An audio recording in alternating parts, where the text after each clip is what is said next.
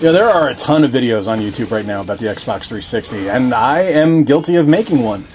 I certainly did one about games that are going up in price on the Xbox 360. We're going to revisit this topic a little bit later, but today I want to talk to you about something a little bit different. What's going on, everybody? I'm Jay. Welcome to Square Pegs. You look fantastic today. Thank you for stopping by. Today we're talking about games I would add back to my Xbox 360 collection if tragedy struck. If I lost everything in my collection, what would be the 10 games I would add back? Now, this is just an opinion piece. When I look at the collection of games I have, these are the ones that would come back first. And we're going to kick things off with a game that I actually have a port of on my Nintendo Switch, but playing it on the 360 just feels more right than playing it on the Switch. And that is Darksiders. If you haven't played Darksiders, Darksiders is a pretty simple to explain game, for lack of a better term. You play as War, one of the four horsemen of the apocalypse. You're basically accused of going to Earth and interfering in a war when the seventh seal hasn't been broken to cue the end times. So you need to figure out what's going on there. You need to go back and kind of clear your name, basically.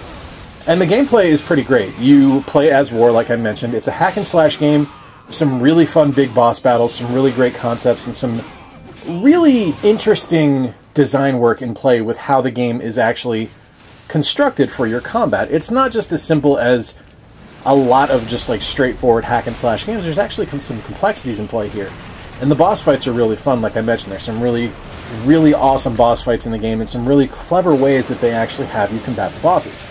Storyline is great, the voice acting is fantastic, the soundtrack in the game is great. It's just a really fun title, and to me this screams Xbox 360. This is such a fun game, and I already had this on my Switch, and I hadn't actually played it on the 360 until recently, and it's one of those games where I popped it in and immediately went, oh, this is how I'm supposed to play it. Now, I love my Switch ports, but this is better. Longtime viewers of the channel know I'm a huge fan of comic books and comic book-based games, and I have talked a lot on this channel about games like Marvel's Spider-Man, or I know I've mentioned Midnight Suns at times, which is fantastic, and if you haven't played it, you really should, but the series that stands out to me is the Batman Arkham series. And today I want to talk about Batman Arkham City, because as much as I love Arkham Asylum, and I do, it's a really good game, Arkham City really perfected what Arkham Asylum set out.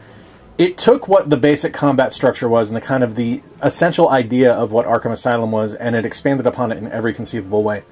It gave you a huge world to explore in the prison city of Arkham.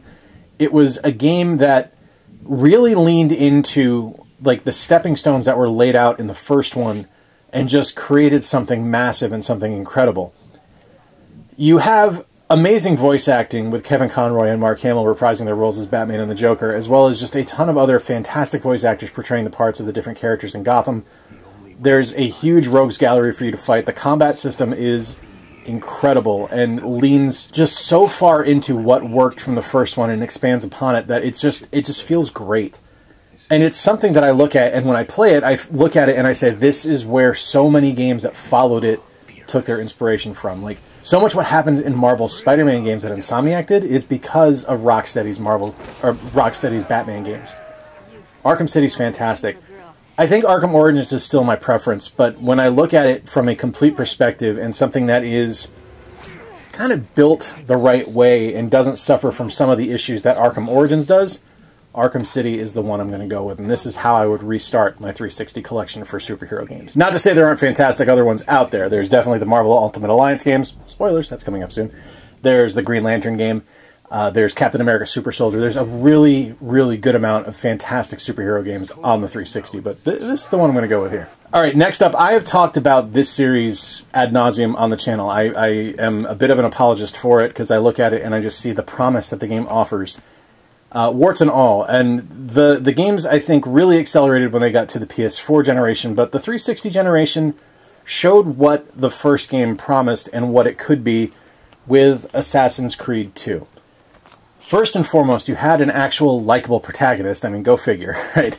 As much as I liked Altair from the first one, Ezio actually has a personality, and that's a lot easier to get into and a lot easier to enjoy.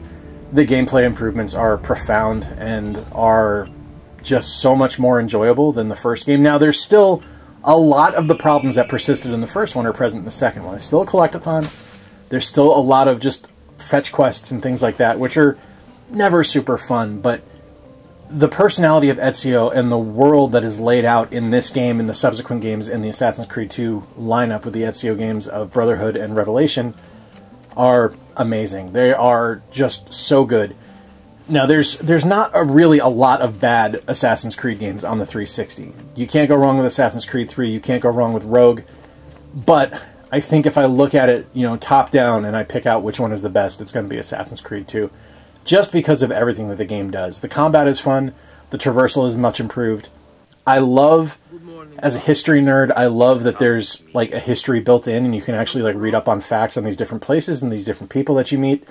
Now, granted, some of it is fictionalized because there's, you know, an assassin's brotherhood that's built into it, so you learn a little bit of the fake history of the area, but there's also some real history in here too, and I think that's pretty cool. Alright, I mentioned this one earlier, and this is such a wonderful title and such a fantastic continuation of the X-Men Legends series that Marvel Ultimate Alliance is something that I couldn't help but talk about here. And Marvel Ultimate Alliance 2 is also a great game, don't get me wrong, but when I'm going to start a collection out, I'm going to go with the first one, just because there's nothing that the second one does that's significantly better. I mean, there's definitely improvements, don't get me wrong, but I think the first one works. And it's cheaper. Like, considerably cheaper.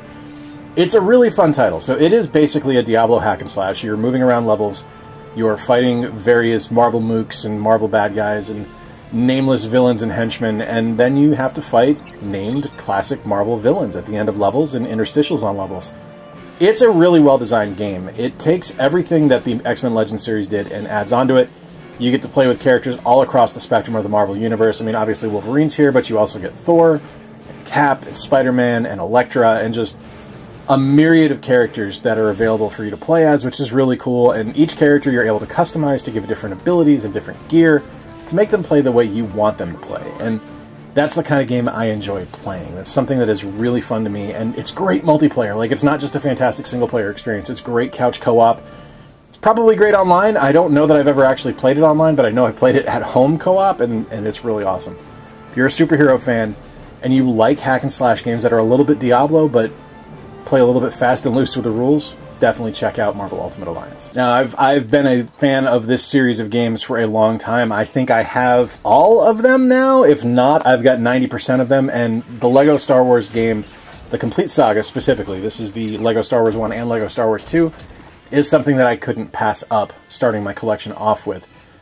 There's a lot of memories wrapped up in this game. And when I look at kind of the overall pantheon of LEGO games on the 360, there are better options out there.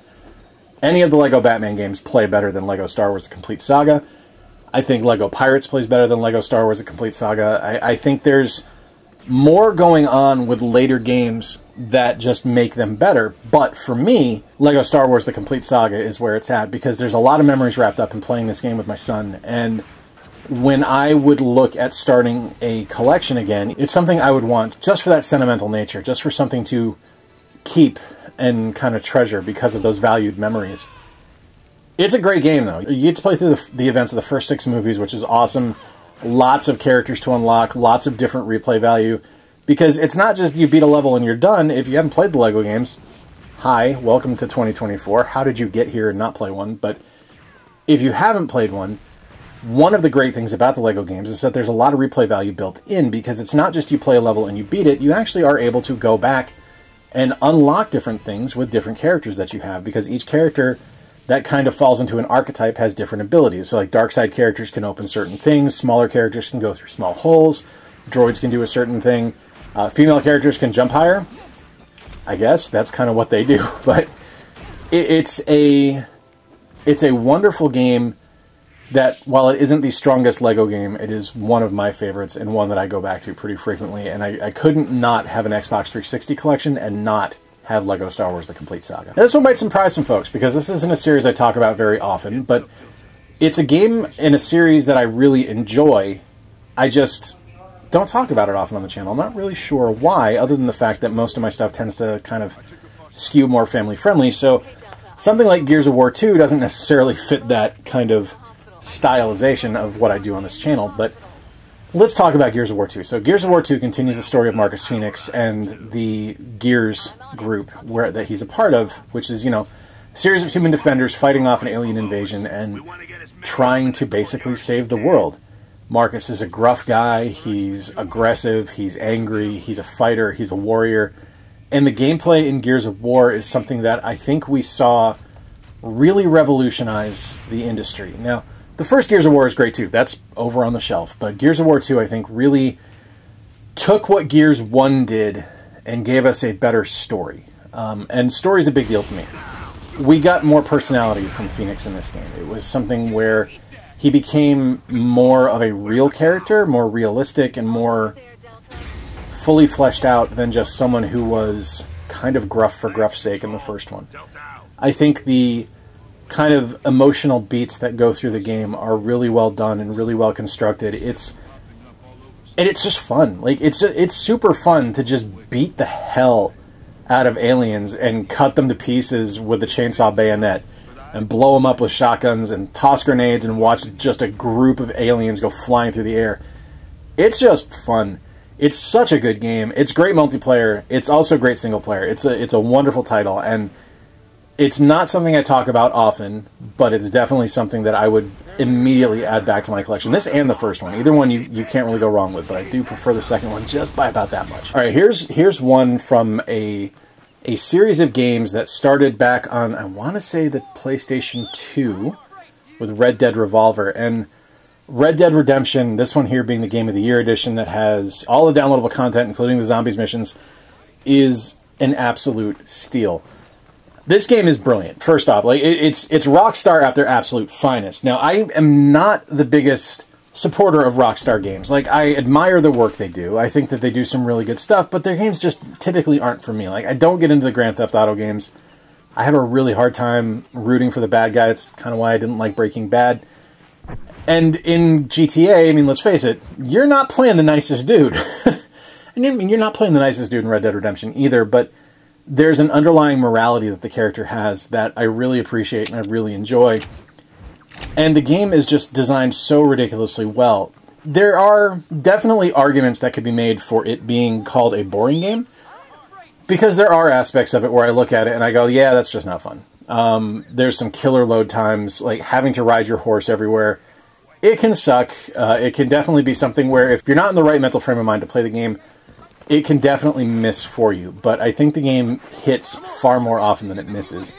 It's got a brilliant storyline, fantastic gameplay, it's just such a wonderful title, and I wish Rockstar did more stuff like this. I know GTA is the moneymaker, I know GTA is the cash cow, and I can't fault them for that, but stuff like Red Dead Redemption, stuff like Bully, the stories in those games and the characters in those games are just so much more compelling to me than anything in Grand Theft Auto. Alright, if you've been on the channel for a while, you know I love RPGs, and I don't think there's a better RPG on the 360, except perhaps Skyrim, but I don't actually own Skyrim for the 360, so we're just going to go with Oblivion. This is actually Oblivion and Shivering Isles. This is the DLC pack. And Oblivion is the precursor to Skyrim. This is Elder Scrolls 4. It takes place in Tamriel. It starts off with Patrick Stewart, which is awesome. And the thing I like about this is it's familiar. It's from a series of games that I love. The gameplay is easy to pick up, easy to remember how to play, and it plays great both on the PC and on the 360. So cheers to Bethesda for actually making something that's really well suited to play on either location. If you've got it on Steam or you've got it on the 360, you're set. And it's fun. It's just such a wonderful open world that once you get through the tutorial area, you're just left to your own devices to be able to do whatever you want. And that's one of the things that I really admire and really enjoy about Bethesda's work. Is it perfect? I don't want to say no, because it's really close to it. You know, like this would, if I was doing a tier ranking of 360 RPGs, this would absolutely be an S tier. But it's a game that it's not, certainly not without its flaws. There's some clunkiness just inherent to the engine. There's some, I mean, it's a Bethesda game, so you know there's bugs, but it's just so well done overall and tells such a compelling and ridiculously deep story that I can't help but love it. I just adore Oblivion. I think it's a wonderful game, and it is kind of the signature RPG experience for me on the 360. I know a lot of people will default to something like Fable, but for me, that's the way to go right there, is with Elder Scrolls 4 Oblivion. Now, it would not be a video of mine without suggesting a sports title, and I love sports games. I have a ton of them. I would love to sit here and tell you, you need to play an NHL game, but a lot of the NHL games on the 360 didn't really do anything for me. They're good. They're fine. They're just not super exciting. I would love to tell you to play Tiger Woods PGA Tour 10 or Fight Night Round 3 because I worked on them, but I can see why some people wouldn't enjoy that. So instead, I'm going to go with one of my absolute favorite extreme sport games on the Xbox 360, and that is the 2012 version of SSX. There's a little bit lost from the heyday of SSX on the GameCube and the PS2 in this game. It doesn't have quite the same personality that those games did, and I think it's a little bit too clean. It was something that happened with a lot of the EA big games when they got to the 360 generation, is they went from feeling a little bit more gritty and lived in to being a little bit too clean and a little bit too polished. So this one feels a little bit plastic to me, but it's still fantastic. The action in the game is ridiculous. It's amazing to watch the graphic fidelity that was given to us by the Xbox 360 just sing when you're doing these incredible stunts and tricks, these fantastic races in just a wonderful design world. The mountain of the game is fantastic. The mountain is wonderful. The gameplay is spectacular. Voice acting is great. Like, there's nothing about this game that really misses. It just doesn't hit quite as far as the ones from the PS2 and the GameCube generation. But still, SSX, fantastic game. Now, I told you there would be some on this list that some people would probably bat their eyes at and go, what in the f*** are you talking about, dude? But we're going to talk now about the last game on this list. This is number 10, and this is the one that I think is probably the most important to me. I talked to you about LEGO Star Wars: The Complete Saga and why I would add that, because of the sentimental value that is built in to that fantastic game. It's very similar to why this one's on my list, and it's Skylanders Swap Force. I adore the Skylanders games. I've said it for years that I love them. I will accept no slander about the Skylanders games in this household. This was my son's first video game. This is the first one he ever showed any interest in, the first one he really fell head over heels for, and something that we played hours upon hours upon hours of games together on. It is not perfect by any stretch of the imagination. It is, at the end of the day, a very middle-of-the-road, average 3D platformer collectathon, and I wouldn't trade it for anything. If I lost my entire collection, that would be the first game I would get back. It's so inherent to so many things that happened at the time. Like, when we got that game, Victor had just turned 5, so it was 2014. I was really trying to kind of recover from a lot of stuff where I had left EA years before, and I wasn't back to my right self yet. Still wasn't playing a lot of video games at the time, like 5 years after I left EA, just because I still had such a bad taste in my mouth. And because of Victor loving this game and wanting to play it and being excited about it, it kind of cracked that shell a little bit and made me really fall back in love with games. And it's because of Skylanders Swap Force and that just wonderful idea that I'm doing what I'm doing now with this channel, because I probably would still be a gamer, but it wouldn't be the way that I am today if it wasn't for this game and it wasn't for Victor loving it, and then eventually Pokemon and Fire Emblem and Valorant and all the other games he plays. It all stems from Swap Force, and Swap Force is a really important game to me. All right, there you have it. My 10 games that I would restart my collection with. If tragedy struck and I lost all of my 360 games, these are the 10 I would start with. And yeah, Skylanders Swap Force is the first one I'd get. If you're new around here and you just found this video, that's super cool. I'm glad you're here. Click the subscribe button if you really enjoyed the video and you want to stick around. If you just liked it, why don't you click that like button? That engagement does help the channel out. I mentioned before that we talked a couple weeks ago about Xbox 360 prices going up in value, and there's been a lot of scuttlebutt on YouTube about, from certain parties, complaining about those videos being made by basically saying that it's all bullshit that prices are going up, that it's a lie, and it's not. Data nets it out that the prices are going up for certain games. It's not saying every game is skyrocketing in price. I think this entire stack of games here could probably be yours for about 150 bucks. There are definite games going up in price, and those are the ones that made use of DLC, that are going to lose their DLC access here in about a month. You don't have to like the fact that the prices are going up, but you can't deny that it's happening, because it's true. And it's not just because YouTubers are saying the prices are going up. That's a really interesting thing that I see happen on a lot of these videos, is people hopping into the comments and saying, it's YouTubers driving the price up. We are not a secret cabal. We do not have the ability to do so. We are just talking about something that we see as an observation, and people enjoy watching those kinds of videos. So we make the videos. We don't control the markets. We're not the stonecutters from The Simpsons, guys. Who controls the British crown? Who keeps the metric system down? We do. We do. The fact is, you are seeing prices go up for two reasons. One, yes, the digital storefront is shutting down. People are losing access to things like DLC. That's an issue.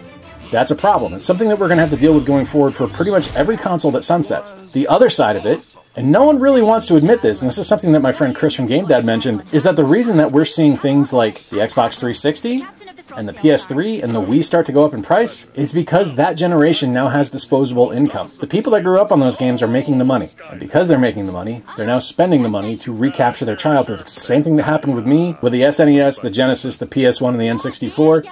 It's the same thing that happened with people on the NES and the Atari 2600. Prices will level out eventually, but that's why. It's not a secret conspiracy. It's just money's being spent, so prices are going up. It's just how it works. Let me know in the comments down below what you think about this video. Let me know the 10 games you would start your Xbox 360 collection over with. Until next time, folks, I've been Jay. I appreciate you spending a little bit of time with me. Remember to play more games, stay square, and take care. I'll talk to you soon.